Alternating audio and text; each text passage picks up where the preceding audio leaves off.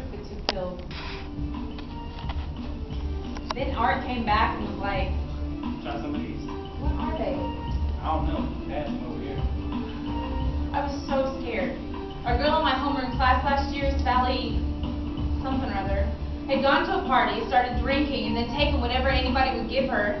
She overdosed, and then she got to the hospital and they couldn't even tell what was wrong with her because she'd taken 4 or 5 different kinds of drugs. She was in a coma for 12 days. She never came back to school, and they had to put her in a home where people took care of her and did everything for her. Art kept coming back and giving me more pills, and every time I'd try and throw them away, and then he just... What's your problem? I was too far gone to resist, and he was too full of beer and drugs to say anything. The party turned into a nightmare.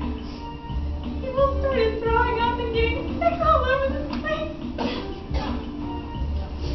Kids started screaming like someone was torturing them. It was horrible. Everyone started to pass out, and Art was the last one to fall. Except for me. I looked around, it was like a battlefield where both sides had lost the war. What's wrong? Mom, I think there's something wrong with the baby. What are you talking about? I'm so sick all the time. Like, the doctor won't let me work. He's not telling me everything. I know it. Summer, you and the baby are going to be just fine. Mom, before I got pregnant, Vinny and I were high every day. Summer, don't worry about it. The baby is going to be fine. Mom, like, there's this stuff in pot. It like messes with the eggs, and Mom, I could possibly lose the baby. Summer, you're going to have a beautiful baby just like you. Don't worry.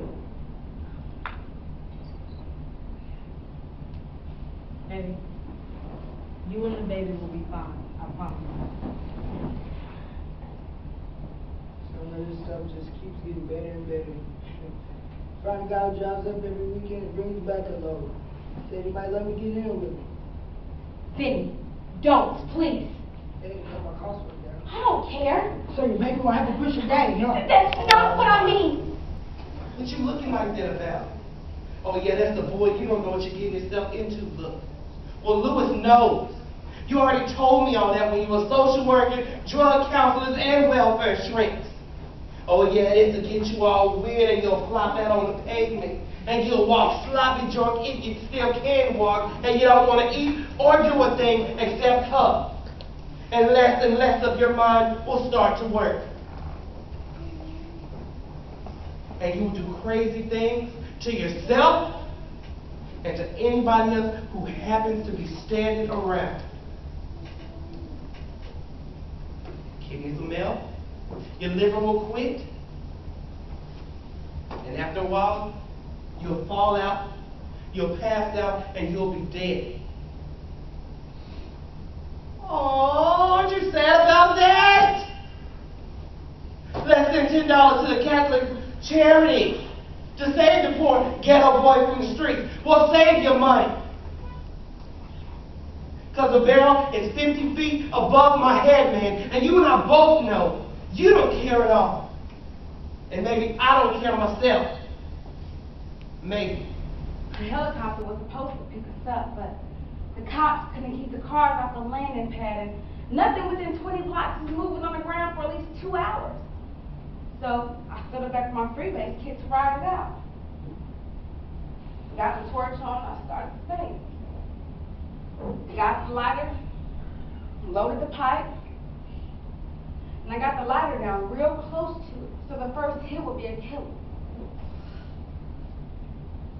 It was a big flare when it lit, but I had that before. I just settled back on the whole couch and I waited for the bass to hit. It hit. I rolled my head back and forth on the couch. Loving the rush. Then I caught enough reality to smell something burning. I spun my head around and looked at the door and saw my hair go past my face and it was in flames. I twisted my head back and forth, but then it spread the flames to my cape. I was screaming, but there was so much noise in the corridor, nobody could hear me. I ran into the hall and threw a blanket over me to put the flames out, but the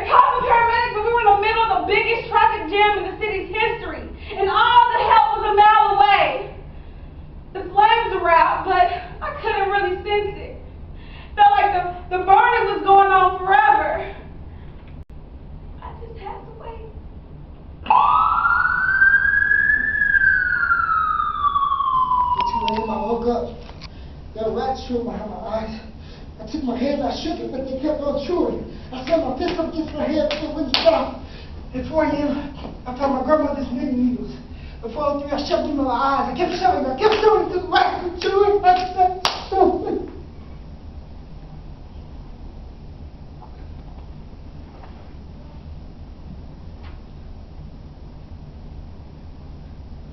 They put me in children.